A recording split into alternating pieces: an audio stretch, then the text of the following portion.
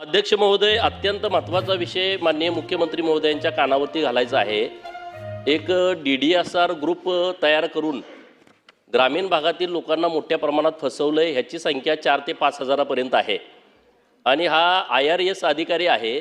त्या अधिकाऱ्यानं इतर लोकांच्या नावावरती ही कंपनी रजिस्टर करून आतापर्यंत DDSR heights, Tathagat housing society, Swapnapurti housing society, Anu Vishwa housing society, DDSR Satvik, honey homes, Matoshri housing society, ही तर आमदार खासदारांची सोसायटी आहे।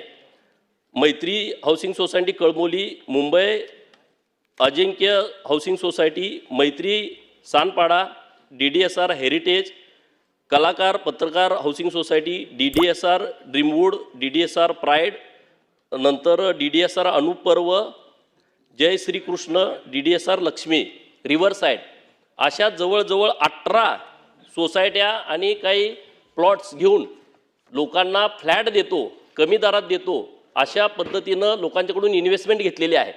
परंतु अजून बिल्डिंगचं कामच नाही।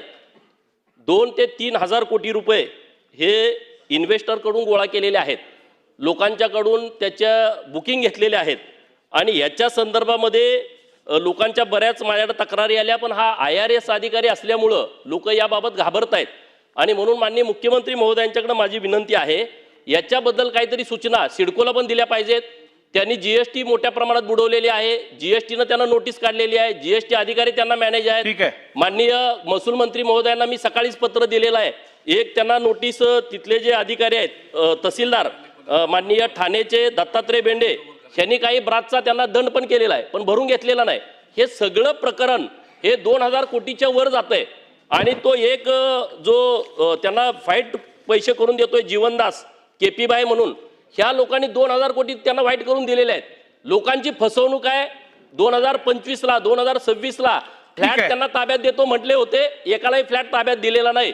माननीय मुख्यमंत्री महोदय, मला वेळेचं बंधन आहे माहीत आहे, परंतु आपण योग्य अधिकाऱ्यांना याच्याबद्दलच्या सूचना द्या। माझ्याकडे इन्व्हेस्टर बुकिंग करणाऱ्या सगळ्या लोकांची यादी आहे। गोपीचंद पडळकरजींनी आता जी माहिती सभागृहात मांडली आहे ती गंभीर दिसून येत आहे, त्यामुळे शासनाने दखल घेऊन योग्य कारवाई करावी। सन्माननीय गोपीचंद पडळकरांनी अतिशय गंभीर अशा प्रकारची माहिती या सभागृहात दिली आहे। सदस्याने दिलेली माहिती खरी समजून त्याच्यावर कारवाई करण्याची या सभागृहाची पद्धत आहे, त्यामुळे त्यांची माहिती ही प्राप्त करून घेऊन जॉईंट CP लेवलच्या वरिष्ठ अधिकाऱ्याकडनं त्या संदर्भातली चौकशी करण्यात येईल।